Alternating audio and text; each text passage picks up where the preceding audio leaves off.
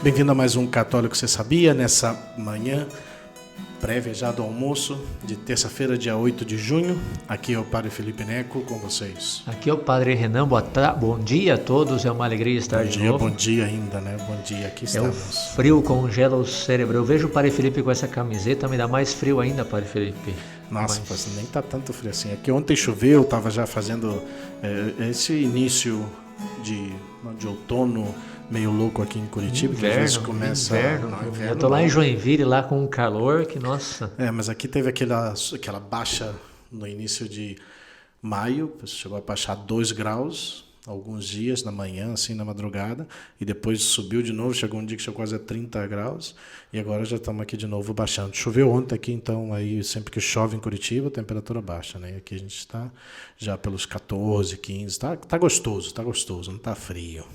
Mas foi uma semana passada intensa para mim, porque teve a preparação da festa de Corpus Christi. Uma alegria poder celebrar Corpus Christi com as igrejas abertas, pelo menos ali em Joinville, com limite de público, mas graças a Deus o povo já está voltando. Então essa semana foi muito especial para mim, semana passada. Preparamos a festa de Corpus Christi, eu confesso que eu celebrei 3 missas na quinta-feira de Corpus Christi.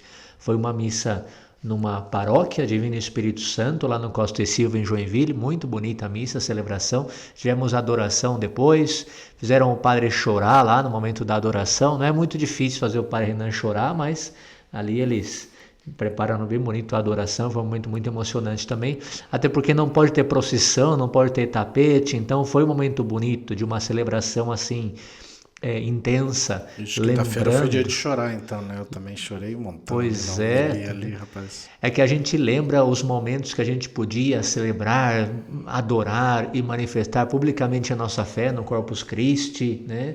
E agora celebrar, fecharam na igreja, foi emocionante. Depois celebrei numa casa onde a senhora está com 99 anos, está celebrando o seu centenário esse ano. Então, ano de festa, então, ano de celebração. Do centenário. E aí eu já celebrei a missa do aniversário dela de 98 anos, depois celebrei ano passado dos 99 e esse ano, com a graça de Deus, vou celebrar o dos 100 anos, lá em outubro. Mas pediram para celebrar agora porque ela está sem comunhão, sem missas, então eu falei, não, eu vou celebrar lá, marca um dia, pode ser quinta, Corpus Christi. Ai, que graça, padre! Então, reuniram ali os familiares, tinha mais ou menos umas 15 pessoas, né? Foi uma celebração muito bonita, familiar também, numa casa. Foi a minha segunda missa de Corpus Christi. E depois a terceira missa na paróquia São Domingos Sávio, no Jardim Paraíso, lá em Joinville. Celebrei a terceira missa de Corpus Christi. Sexta, sábado e domingo tivemos um encontro de seminaristas. A irmã de um dos seminaristas nossos aqui, a Mariana, nossa querida amiga, irmã, ela fez 11 anos, alugaram um sítio para a celebração dos 11 anos e foram todos os seminaristas ali naquela celebração de aniversário. Muito bonito, uma graça realmente poder celebrar juntos. E então todo final de semana estivemos ali com famílias. Tinha as famílias de seminaristas que vieram de Curitiba, de Joinville, os seminaristas lá no momento de recreação, momento familiar. Foi uma graça, sinceramente, uma celebração muito familiar, muito bonita ali com a Mariana dos seus 11 anos de idade e uma celebração muito familiar, muito bonita. E depois daí uma catequese também, tivemos a preparação para a primeira comunhão na Paróquia Nossa Senhora Aparecida em Joinville e eu fui dar a catequese para os pais, incentivando os pais a apoiarem seus filhos na igreja, na catequese, que os pais participem, que os pais assumam alguma pastoral. Eu perguntei, quantos aqui são de um movimento? 3, 4 levantaram a mão. De um outro movimento? 3, 4 levantaram a mão. Quantos são de alguma pastoral? 3, 4 levantaram a mão. Daí eu perguntei, quantos pelo menos vêm na missa no domingo? Todos, né? E realmente tinha ali uns 20 que nem levantaram a mão falando que vão na missa no domingo. Uma pena. Mas ali essa catequese familiar foi justamente para falar isso. Não esperem que seus filhos sejam bons cristãos se vocês não dão exemplo, né? Então fica também a dica aí para os pais que estão preparando seus filhos para as catequeses, para a catequese, a primeira comunhão, sacramentos.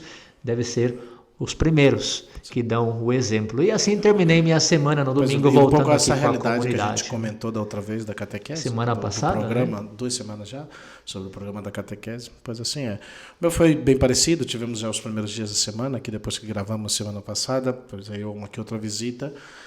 A gente tinha programado pois uma saída de um fim de semana de descanso, que íamos aproveitar o feriado, que não tinha aula nos colégios, então, os seminaristas foram para Joinville, os pares que ficamos aqui íamos a Guaratuba, ter uns dias de descanso ali na praia, mas estava tudo fechado, e como que por última hora, pois cancelamos tudo. Então, pois foi aquela coisa meio de corrida, pois o que a gente faz? Acabou que ficou na casa, tentamos organizar alguma coisa, na sexta-feira íamos no Buraco do Padre, pois um lugar de passeio aqui perto de Ponta Grossa.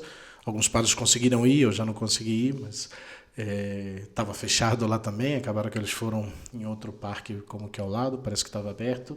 Mas pois aqui quinta-feira, pois eu me organizei então meio de última hora, porque não sabia que éramos ia sair, então eu falei, então vamos organizar então, porque pediram desde o final de semana, tinham pedido para celebrar a missa de Corpus Christi.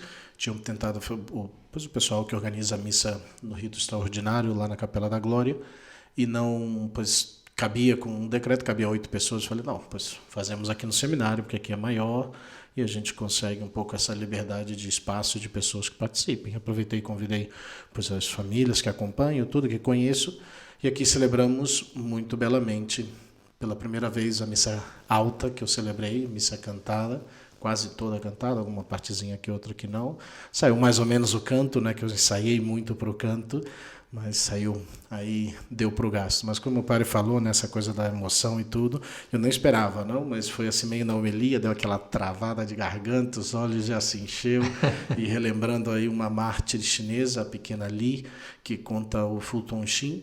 Qualquer dia a gente conta sobre essa história também, bem bonita, mas por aí tem aí que o bispo venerável já Fulton Sheen conta sobre a pequena Li, e pois nesse momento assim aí a gente já estava aguentando, mas aí já não deu quando entrou a pequena Li, seu amor e devoção e dar a vida por Cristo e Eucaristia foi bem assim forte assim, né? Então pois não aguentamos muito aí as lágrimas, mas o pessoal gostou da celebração. Pois primeira vez teve o coro gregoriano aqui de Curitiba que ajudou na celebração, foi bem bonito, não veio, estava bastante cheia a capela, tudo, então foi uma celebração muito bonita, e acabou que fiquei aqui, então eu falei, vou celebrar sexta e sábado também, primeira sexta-feira do mês, primeiro sábado do mês, depois vou celebrar um pouco convidando as pessoas. Não vieram, já vieram bem menos pessoas, creio que já, porque eu coloquei um horário mais pesado, eu coloquei sexta-feira 8 horas, e sábado já coloquei uma colher de chá, coloquei 10 horas da manhã a celebração, aí já veio um pouquinho mais gente, na sexta-feira veio um pouquinho a gente. E também celebrei já a missa baixa, no rito extraordinário, celebrei 3 dias seguidos aqui para o povo de Deus, para celebrar esse novo documento que talvez saia lá no Vaticano sobre a restrição das missas extraordinárias, pois nós celebramos 3 dias seguidos para celebrar esse documento, então. E pois depois foi assim, e aí ficamos mais aqui, depois, justo depois da celebração da quinta-feira do Corpus Christi, pois um rapaz já desde a noite, já um amigo, o Léo Mestre do movimento, já tinha pedido para umas exéquias bem tristes, uma senhora de 40 anos, que morreu pelo Covid, com um filho de 18 mais ou menos, e a família bem triste, e pois lá fomos correndo depois da celebração para fazer as exéquias. Acabou que, pois como estão as restrições também para funeral e tudo, pois fomos já direto para o enterro do caixão, do corpo. Depois aí tivemos pelo menos aí um momento aí para acompanhar um pouco a família, que eu não conhecia, mas sim era conhecida do Léo, e pois está aí com ele. Depois saímos para tomar um café e conversar um pouquinho também sobre essa realidade que estamos vivendo, a realidade da dificuldade, muitas vezes, de encontrar sacerdotes com a disponibilidade para oferecer esses momentos finais de exéquia. Então foi uma conversa bem bonita aí. Mandar um abraço para o Léo Mestre aí, nosso cafezinho aí em frente ao estádio aí do Atlético aí paranaense, tomamos ali na cafeteria do estádio, e pois conversamos um pouquinho. Depois já foi o final de semana aí meio já corrido no domingo, celebrei 3 missas, corri para lá e para cá um pouquinho, tive ainda um almoço com o Josair, a Karine, também teve presente o Sérgio e a Bruna, e os Moselli com os bastos, né, do Aprendendo Latim. Aí estivemos com eles aí também, tendo um gostoso churrasco aí de domingo, mas depois já vim correndo para a reunião online das equipes de uma equipe de Nossa Senhora que eu acompanho, e depois já correndo outra vez para a última missa do dia às 7 horas. Né? E aqui estamos nesse dia gravando um programa especial. O programa de hoje é um tema que já faz tempo que gostaríamos de fazer. É um tema polêmico, como já vai se tornando cada vez habitual em nós, mas que vale a pena. Porque já algumas pessoas, alguns dos ouvintes já têm nos perguntado a respeito desse tema, e o tema também é talvez dos mais queridos ainda para o Padre Renan, porque hoje também estamos aproveitando e desfrutando aqui com certeza uma bela de uma cervejinha aqui, de uma cervejinha dessas artesanais aqui, para já preparar o estômago para o almoço. E vamos falar então sobre a cerveja, né? Uma parte histórica, depois a relação com a Igreja Católica, padroeiros. E se a pergunta talvez que sempre vem, né? Se é pecado a bebida alcoólica, né? A cerveja, o vinho, a bebida alcoólica em geral. Então, Padre Renan, vou começar com pergunta, das difíceis assim, já que você é um apreciador da cerveja. Super se você apreciador. Tem ideia de quando apareceu os primeiros vestígios ou algo da cerveja? Olha, de quando não. Eu conheço um pouquinho a história, mas acho que você vai falar agora o tempo, realmente não. Onde, mais ou menos? Também não sei. Imagina que ele é pela Bélgica, mas é só imaginação, né? Não é? Não, é bem anterior, na verdade. Né? Historicamente, a cerveja já era conhecida pelos antigos sumérios, egípcios, mesopotâmios e iberos. Ou seja, estamos falando mais ou menos de 6.000 anos antes de Cristo. É muito tempo, né? Então, a cerveja a bebida alcoólica em si, mas especialmente a cerveja derivada, né, do trigo, da fermentação, vem desse período, né? A mais antiga, e nesse período também tem uma antiga lei que regulamentava já a produção e a venda de cerveja, que se chama Estela de Hammurabi, que data de 1760 a.C. E tinha, pois, essa lei, esse código também estabelecia uma ração diária de cerveja para o povo da Babilônia. Ou seja, 2 litros para os trabalhadores, 3 litros para os funcionários públicos e 5 para os administradores e o sumo sacerdote. Ou seja, desde antigamente, pois também o sacerdote tomava e recebia a sua ração de cerveja, que era parte da alimentação que eles recebiam.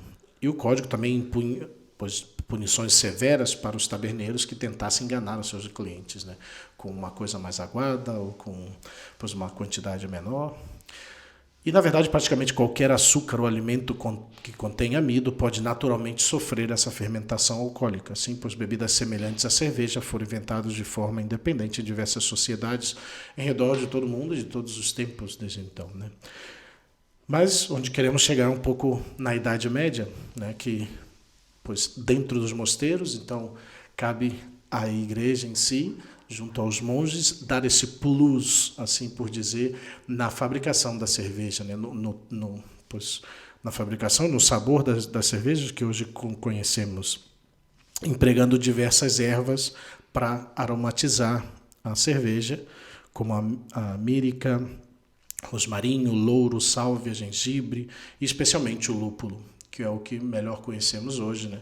O lúpulo com trigo, que pois, talvez seja bem difundido, e tantas outras fabricações que se utilizam, né?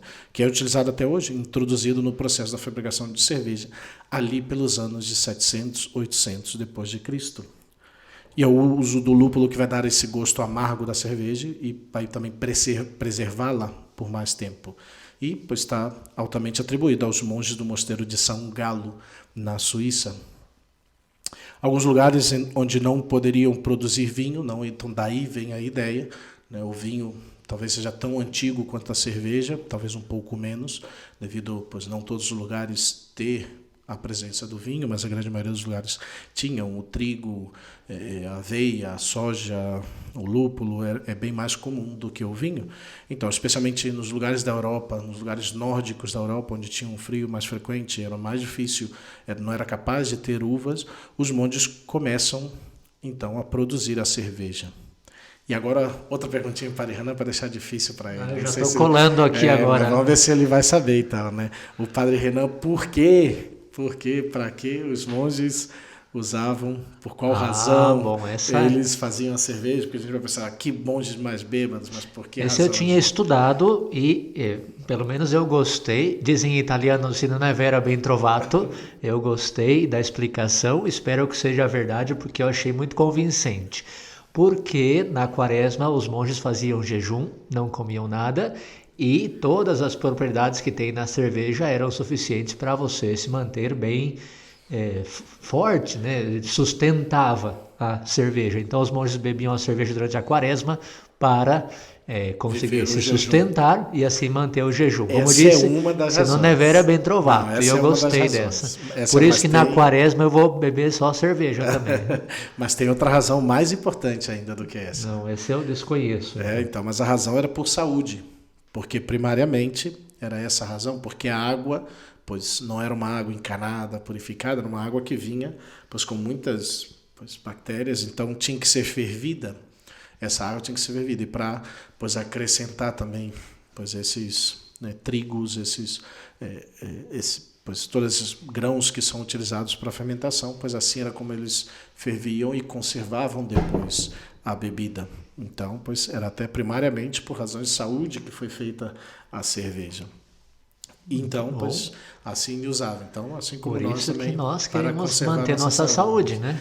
né? E pois depois disso, pois também se utilizava muito durante o período do jejum da quaresma, né? E pois devido a isso temos dois grandes padroeiros da cerveja, né? O pessoal até pode pensar, nossa, mas a igreja tem até padroeiros da cerveja? Assim é. A igreja conta com pelo menos dois, na verdade eu estava vendo aqui buscando sobre a história e buscando um pouco sobre padroeiros, e existe até mais do que um padroeiro, né? Eu encontrei já vários, na verdade, mas tem pelo menos aqui dois grandes, né? O primeiro que, pois, a quem é considerado maior, se chama Arnulfo de Metz, que viveu do 580 ao 640. Ele nasce na Áustria, considerado o patrono dos cervejeiros, porque mais ou menos é nessa época realmente que se começa essa fabricação, utilizando o lúpulo, e foi que ficou famoso como bispo de Metz, no nordeste da França. Sua celebração, pois agora, mês que vem, dia 18 de julho, São Arnulfo. E, pois em 641, os cidadãos de Metz reclamaram o corpo do santo para ser transportado para a cidade, para ser enterrado na igreja dos Santos Apóstolos. Mas reza a lenda que durante a viagem ocorreu um milagre na cidade de Champigny, não sei se diz assim, mas próximo, onde os peregrinos pararam para descansar e saciar a sede em uma taberna que infelizmente possuía em seu estoque apenas uma caneca de cerveja. Milagrosamente, a quantidade de líquido na caneca não diminuía enquanto todos compartilhavam a bebida. E disse que Arnulfo, em seus sermões, recomendava o consumo de cerveja ao invés da água, pois naquele período nem sempre era própria para o consumo devido às condições precárias de higiene. Então, como a cerveja passa por esse processo de fervura e fermentação, muitos desses micro-organismos perigosos acabavam sendo eliminados. Então, ele dizia, não beba água, beba cerveja. Esse é o nosso primeiro padroeiro, o segundo também com nome parecido, Arnaldo, Arnulfo, tudo próximo a isso. Temos até o querido Padre Arnaldo, que a gente conhece, que está lá no Rio de Janeiro, lá, que a gente celebra aí para ele também. Eu não sei se ele celebra o de 18 de julho ou se ele celebra o São Arnaldo de Soissons, que chamaram também Arnold ou Arnulfo de Oldenburg. Foi um santo católico de origem belga, conhecido como padroeiro dos coletores de lúpulo e dos cervejeiros da Bélgica. E sua história é frequentemente confundida com a do santo Arnulfo de Metz, ademais pelo nome parecido, porque também as lendas e milagres atribuídos são parecidos, então misturados, aí dependendo da fonte bibliográfica se confunde tudo. Mas a festa litúrgica de São Arnaldo é comemorada no dia 14 de agosto. Ele renuncia ao episcopado, se retira da vida pública para fundar um mosteiro de São Pedro, em Oldenburg, onde começa a fabricar cerveja. Naquele tempo, pois essa bebida vital, como também para a Europa, já que sofria a Europa com a epidemia da peste negra, e nem sempre a água era própria para o consumo. Então, a partir de então, São Arnoldo começa a promover o consumo da cerveja entre os camponeses da região devido ao dom da saúde que tal bebida evocava. né? E seus esforços salvaram muitas vidas, sua fama em relação à cerveja começou a crescer. Dizia-se até que, eu creio que é com ele, que colocava a cruz dentro da cerveja para abençoar a cerveja e, pois, até milagres acredito que foi feito, né? Para aqueles que não sabem, nós temos até a bênção da cerveja, que é uma bênção que aí o pessoal do ISA aí do Instituto sempre pede para eu abençoar quando eu estou junto ali, mas é interessante, uma bênção que está até no latim, não? Abençoai, Senhor, esta criatura, a cerveja que da riqueza do grão vos dignastes produzir, para que seja remédio salutar ao gênero humano, concedei ainda pela invocação do vosso santo nome, que quem quer que dela beba receba de vós a saúde do corpo e a tutela da alma. E está também aí por Cristo nosso Senhor. Amém. E assim está também a bênção em latim também. Mas é bem interessante como essa realidade também aí é parte da igreja. Mas vem sempre a pergunta, não? Junto com toda essa história vem a pergunta: mas padre, consumir bebida alcoólica não é pecado? A Bíblia não proíbe o consumo de bebidas alcoólicas? Como não ultrapassar os limites? Eu creio que talvez seja a ideia talvez mais recorrente, talvez as perguntas mais frequentes que as pessoas fazem. Vamos começar com Santo Agostinho. O que Santo Agostinho diz sobre o mesmo, né? Pois Agostinho diz que a embriaguez é um pecado mortal, se for frequente. Pois, ora, a frequência constitui uma circunstância que não muda a espécie do pecado e, assim, não pode agravar ao infinito de modo a transformar um pecado venial em mortal, como do sobredito resulta. Logo, se por outras vias a embriaguez não é pecado mortal, nem por esto será, Agostinho diz ainda, quem tomar a comida ou a bebida mais do que for necessário, saiba que não fica isento de pecados, de pequenos pecados, de pecados veniais. Ora, os pequenos pecados, assim se chamam, veniais. Logo, a embriaguez causada pela bebida imoderada é um pecado venial. Claro que, pois, pela quantidade, pode entrar na gula, pela falta de, pois, até de responsabilidade, claro que pode chegar a ser um pecado mortal, não? E segue ainda, né? A culpa da embriaguez consiste, como dissemos, no uso imoderado e na concupiscência do vinho, do álcool, da bebida. Ora, isso de 3 modos pode dar-se. Primeiro, de modo que se ignore ser a bebida imoderada e capaz de embriagar, e assim a embriaguez pode existir sem pecado, como dissemos. De outro modo, quando se percebe ser a bebida imoderada, mas sem se pensar que seja capaz de embriagar, e então ela pode implicar pecado venial. Em terceiro lugar, pode acontecer que alguém tenha bem consciência de que a bebida é imoderada e inebriante e, contudo, prefira expor-se à embriaguez do que abster-se de beber.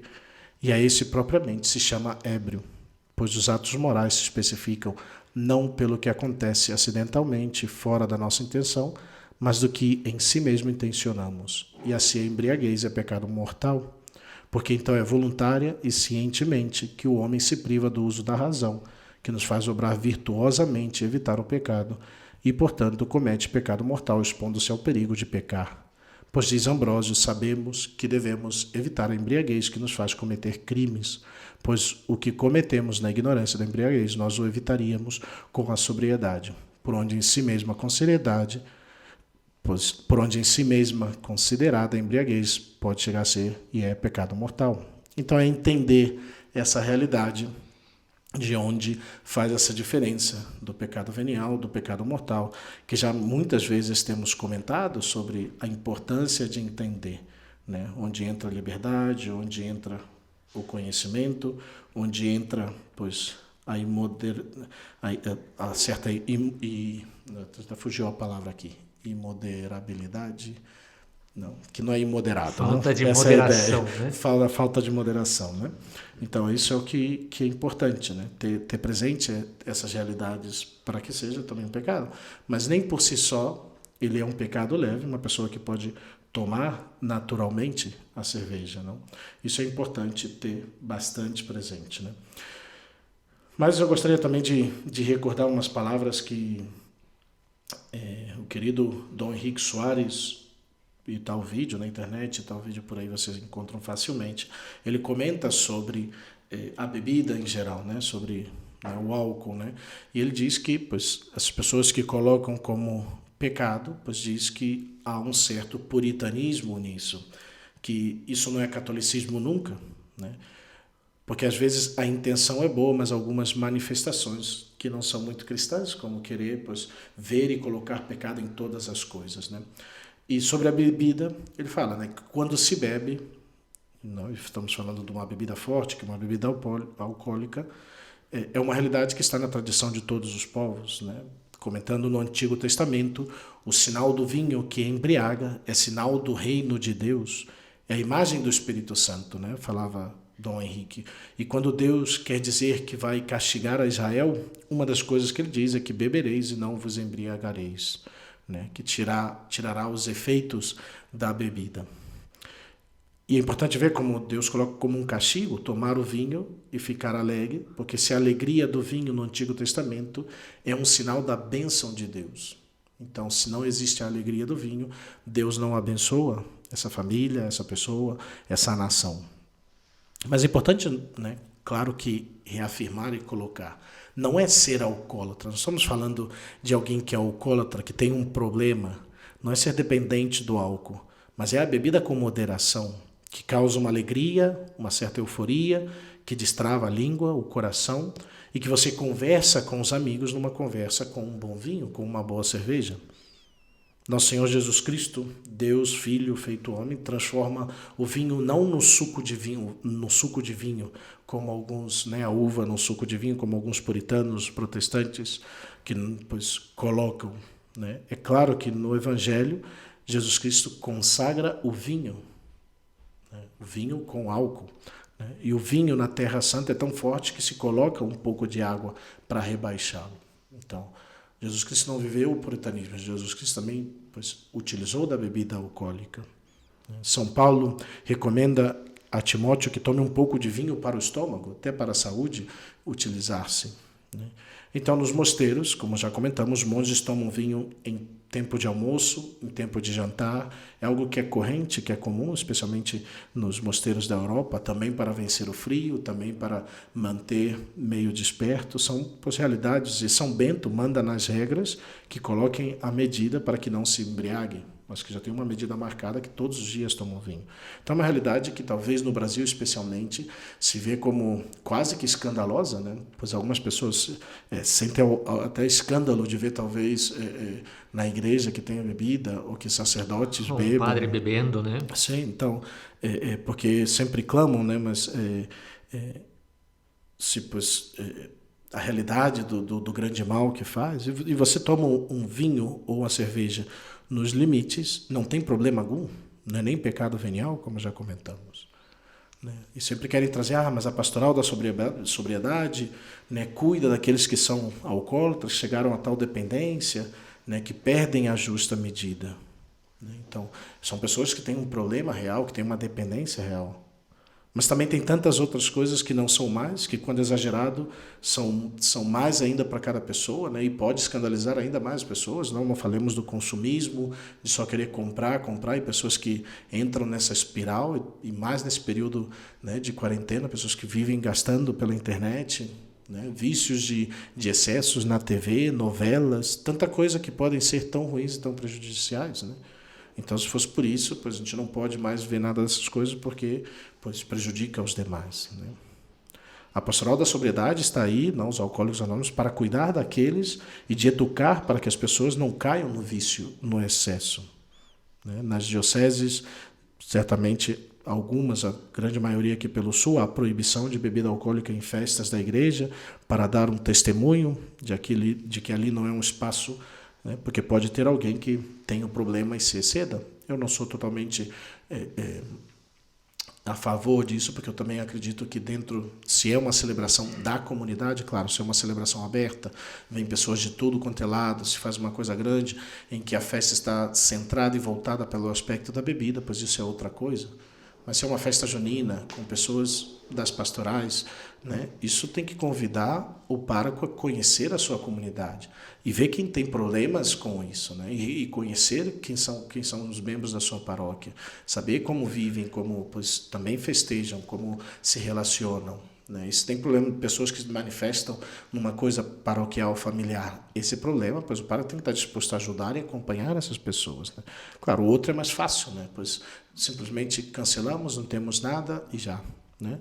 Mas insira o beber, ou tomar uma cerveja, tomar um vinho com um amigo, sem excesso, não é pecado, e o cristão faz isso na justa medida, né? E pode ser ainda um ótimo testemunho para todos aqueles que estão ali, e não contra-testemunho, mas o testemunho de que se pode beber com moderação, com equilíbrio, num jogo de futebol, com moderação, numa praia, com moderação. Sempre são oportunidades de dar testemunho. Sou católico, mas você bebe? Bebo minhas 2, 3 cervejinhas, estou bem, acabou o dia, estou feliz, né? É importante, né? Nosso Senhor Jesus Cristo, quando diz, peço, Pai, que não os tire do mundo, mas que os guarde do maligno. Estamos vivendo a realidade do mundo, mas não vivendo para o maligno. Ser de Cristo, mas não ser um puritano, né? Que alguém faça voto de não querer beber, pois está bem, pois esse voto mas não deve ser uma obrigação e não para todos, né? Não é uma obrigação para qualquer um. É como nós que fazemos um voto religioso, pois é algo pessoal. E é tão necessário o discernimento para saber depois o quanto é justo, o quanto é demais. Mas é importante demais ter presente essa realidade, né? Quando vamos utilizar a bebida, ter esse certo discernimento. E é uma grande diferença para nós católicos. Nós não vivemos fugindo de viver as realidades do mundo. Nós vivemos todas as realidades do mundo com moderação, com equilíbrio. O católico vive a virtude, não vive o medo, né? É muito mais fácil você evitar toda a bebida, é muito mais fácil do que você beber com moderação. É muito mais fácil você ter medo de proclamar sua fé do que dar testemunho da sua fé, e viver sua fé escondido do que dar testemunho da sua fé. Mas o católico é um homem que vive de virtudes, né? Que vive de ações concretas que se transformam em hábitos bons e o fazem mais santos. Aquele que só foge não está formando nenhum hábito. Talvez não está formando nenhum vício também, mas não está formando nenhum hábito. Então, quando surgir a ocasião, e sempre na nossa vida se pode dar a ocasião, que para alguns pode ser de tentação, mas para quem vive a virtude, não vai ser uma ocasião de tentação. Vai ser uma ocasião de manifestar essa virtude. E nós temos muito claro na fé católica que existe um grupo de virtudes que se chama virtudes cardeais, que são as virtudes que são a cabeça, né, de outras virtudes, que são as virtudes, obviamente estão as teologais, que vêm diretamente de Deus e se referem diretamente a Deus, mas depois, com relação à nossa própria vida, as cardeais são as mais importantes, porque são aquelas que geram outras virtudes, né? E uma das virtudes cardeais, importantíssima para a nossa vida, é a virtude da temperança. A temperança que significa moderação. A virtude da temperança é a virtude responsável nas nossas ações, para que sejam ações moderadas ao bem, orientadas ao bem, né? Não sei, comer. Comer é uma necessidade vital, mas se eu como demais, eu termino praticando a gula, que é um pecado capital. Então, a virtude da temperança, ela modera, ela regula, né, o quanto que eu como. Então, a virtude da temperança se faz necessária também com relação à bebida. Obviamente, beber uma cerveja, 2, 3, não vai fazer mal para ninguém, ao contrário, uma vida sadia para quem gosta de conversar, de conviver, a famosa rodinha, né, do chimarrão, poderia ser a rodinha da cerveja, e numa boa conversa, uma conversa sadia, muito bonito. Agora, já quando se excede, falta temperança, falta moderação, e aí está o pecado, o excesso, né? Voltaire, eu estava buscando aqui exatamente a frase dele que eu tinha escutado, mas Voltaire não é cristão, né? Voltaire um dos representantes mais famosos do iluminismo, que queria justamente tirar a religião da vida das pessoas, né? E Voltaire dizia que o tesouro do sábio, a moderação é o tesouro do sábio. Vejam só como a pessoa sábia consegue moderar até que ponto uma coisa é positiva, negativa, o excesso, né? Então, se ele, não sendo cristão, conseguiu perceber só com a filosofia essa realidade, que a moderação é o tesouro do sábio, nós que somos cristãos e vemos a moderação como virtude, pois muito mais, né? E se aplica a essa realidade da qual estamos falando. E o galo cantou, passo a palavra ao padre Felipe. Espera.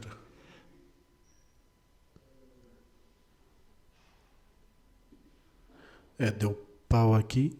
Cortou. Espera. Deu uma cortada, mas acho que voltamos aqui. Não sei, o galo cantou tão forte que deu até a travada aqui no monitor, não sei o que deu, mas voltamos aqui. Eu creio que deu um corte aí final aí em você aí. Mas pois é, voltamos ali, porque o galo hoje foi potente aqui, deu até a travada aqui o galo. Bom, se travou minha fala, não tem problema não, né? Mas eu só falei da virtude da temperança, que é a virtude cardial. Não, foi só o finalzinho ali, mas acho que deu para pegar ali, depois o povo já qualquer coisa comenta. Mas é importante falar nisso, né? Aquele que nunca pratica a moderação, que nunca pratica a virtude da temperança, não vai ser uma pessoa moderada, uma pessoa virtuosa, né? E na comida também, né? A gente come, mas a gente pode se deixar levar pela gula e sair comendo tudo sem moderação, sem temperança, igualmente pela bebida, né? Então é bem importante, né? Mas sobretudo também é a intenção e o fim pelo qual você bebe, né? A bebida em si, né, no centro de uma reunião, não deve ser sobre a bebida, não sobre quanto bebemos até cair, não, nem o quanto cada um pode beber. Mas, né, o centro da reunião deve ser sobre pessoas. As pessoas têm que estar no centro dessa reunião, sobre a convivência, o estar com outros, compartilhar com outros, compartilhar experiências, né? Porque você está desfrutando da convivência com as pessoas, alegrando-se, né? Até como esse sentido do céu, né? Como será a vida no céu, né? Jesus Cristo, em muitos momentos, coloca sobre um banquete. E um banquete onde também tem a bebida, uma festa com o rei, que tantas vezes Jesus Cristo anunciou. Um banquete, uma festa, uma celebração, onde as pessoas se alegram, né? E é algo que nos leve a uma mais profunda comunhão com os irmãos, com os outros, né? Essa é a realidade que a gente vai viver no céu, né? Jesus Cristo comparou a realidade do céu como um grande banquete, né, do rei, em que vamos estar festejando a alegria do céu já sem limitações, né? Essa realidade de conviver com os demais, de alegrar-se, muito diferente daquele que bebe para ficar bêbado somente, né? É engraçado que eu tenho até um grupo de WhatsApp de amigos de toda a minha vida, que desde criança nos conhecemos e sempre estão postando suas bebidas, né? Mas é interessante que o interesse de todos sempre é quando vamos beber juntos, né?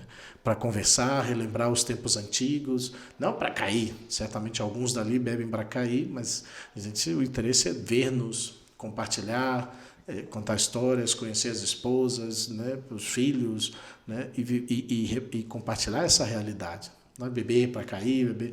Então, todo esse sentido que a bebida tem, que a bebida pode ter num ambiente festivo, é muito mais profundo, né? Um dos maiores dons que nós temos na vida humana é a liberdade, né? Então, você ser livre para beber uma latinha, duas e dizer, não, agora eu paro, é maravilhoso. Agora, quando a pessoa não consegue se controlar, não consegue parar, não tem a liberdade, portanto, é um escravo. Isso não é. Aí está o negativo do ser humano em ser escravo, né? Eu sou escravo de um vício. Compartilho, Padre Felipe, uma experiência que eu tive simpática. Depois vai vir os mimimis, talvez, comentar aqui. Você falou que é um tema polêmico, né? Eu vou comentar uma experiência simpática com relação a esse tema da comunhão, né? Da partilha, do viver um momento juntos, agradável. Com relação a isso que nós estamos falando da cerveja, né? Eu fui dar uma formação aos casais do ECC, lá em Guaramirim, Encontro de Casais com Cristo. E ao final da formação, dei a formação, foi muito interessante, e me chamaram de última hora, padre, agora o nosso grupinho aqui, 3, 4 casais, né? Vamos almoçar na minha casa? Se quiser, vem o senhor também. Eu não tinha onde almoçar, falei, tá bom, eu vou, né? Era um churrasco de domingo, almoço de domingo, um churrasquinho. Todo mundo saiu correndo na frente, ficou uma pessoa para me guiar. E quando eu cheguei já estava todo mundo lá sentado, preparando o almoço. E eu cheguei, tinha um aperitivo, uma carninha, alguma coisa dessas que às vezes os padres frequentam, né? Às vezes. E aí me falaram, padre, o senhor quer uma bebida? Pega ali na geladeira. Então eu fui lá na geladeira abrir, né? E vi que tinha água, tinha suco, tinha refrigerante. E eu fiquei buscando e falei, nossa, mas não tem nem vinho e nem cerveja, que estranho. Almoço de domingo num churrasco e tal, né? Não é muito comum. E são pessoas muito normais, né? Não são puritanos. Então, fiquei ali meio contemplando com a geladeira aberta, né? Desculpa gastar energia, né? Mas com a geladeira aberta, contemplando ali. E aí chega uma pessoa e fala, padre, o senhor quer água, quer suco, quer refrigerante, e eu não respondi nada, né? Fiquei olhando. E aí alguém me disse, padre, o senhor quer cerveja? Eu falei, olha, se tivesse eu até tomaria com vocês, né?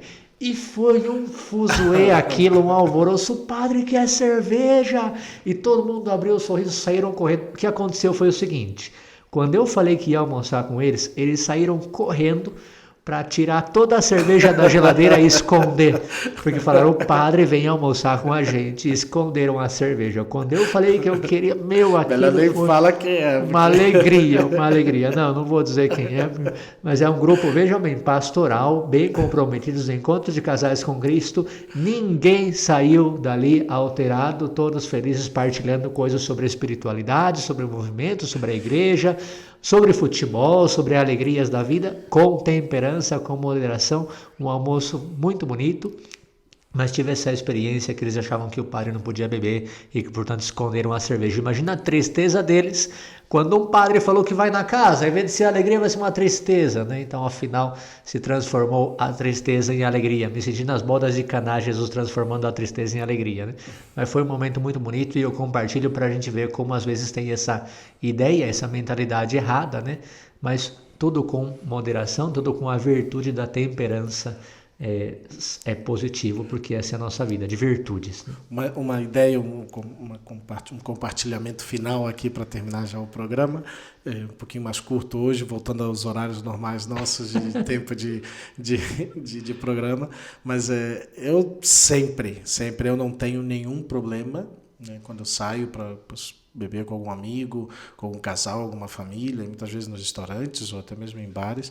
Eu não tenho nenhum problema de estar com minha camisa clerical, com meu clésimo, até mesmo com a batina, não. Mas é engraçado, tem um padre amigo que sempre que convida, não vai com clésima não, porque todo mundo fica olhando e tal. Eu não tenho nenhum problema, né? Pois, quem julga são as outras pessoas, né? E quem bebe sou eu, né? E eu sei qual é a minha capacidade e nunca, nesse sentido, dei nenhum escândalo de sair bêbado de nenhum lugar, de não saber caminhar nem nada, não, de nenhum sentido. Então, as pessoas que julgam são pois, elas que vão ter que dar contas depois, mas eu não tenho nenhum problema, né? Pelo contrário, eu creio que é importante dar um exemplo e dar um testemunho, que é possível o sacerdote ali estar com os amigos, conviver, tomar uma cerveja, duas e pois, segue o baile, né? E segue a vida sem nenhum mau testemunho, né? Então, eu não tenho nenhum problema e já vi muitas pessoas que olham, pessoas que já vieram brincar e não sei o que, o padre bebendo, não sei o que, em diversos lugares, e não é só no Brasil, não. No México, no Chile, né? No Chile também tem esse certo escândalo de que o padre beba também, entendi. Até isso, né? Como que vinho pode, mas cerveja não, então às vezes eu fico...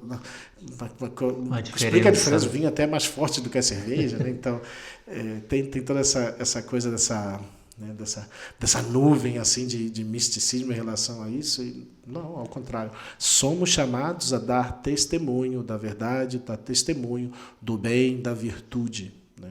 Como cristãos, como católicos, somos chamados a isso. E muito mais o sacerdote. O sacerdote que sabe viver isso, ele dá testemunho e dá luz para as pessoas. É sal da terra, como é o evangelho de hoje. Né? Deixa eu concluir minha fala com o meu lema sobre esse tema, né? É atribuído aos monges. O meu lema diz: Qui bibit dormit, qui dormit non peccat, qui non peccat sanctus est, ergo qui bibit sanctus est. Traduzindo literal, significa quem bebe dorme, quem dorme não peca, quem não peca é santo, portanto, quem bebe é santo. Vou postar nas minhas redes sociais essa frase no programa de hoje, que eu acho que conclui bem o que a gente quer dizer. Vamos colocar a fotinho do Papa Bento XVI aí, bem reunido com seu irmão, com algumas pessoas que eu já encontrei aqui, pois tomando sua cervejinha belamente, uma caneca não pequena, como a nossa que estamos desfrutando hoje, mas deveria ser o dobro da nossa que está aqui. Mas é isso, pessoal. Minhas orações, minha bênção, meu alô a todos vocês. E seguimos aqui então com mais esse programa para vocês do Católico Você Sabia, queixas, reclamações, dúvidas. Pare, não, eu sou totalmente contrário à bebida, pois nos escreva e podemos também iluminar um pouco mais. Católico Você Sabia, @gmail.com, ou nas redes sociais, Instagram, Twitter, Facebook, por aí estamos. Deus abençoe a todos, uma boa semana. Um abraço a todos, de modo especial hoje ao nosso querido Padre Danilo, que está de aniversário. Claro, quase que me passa. Minha bênção. Danilo Stradioto, que já tivemos a graça de tê-lo aqui no programa.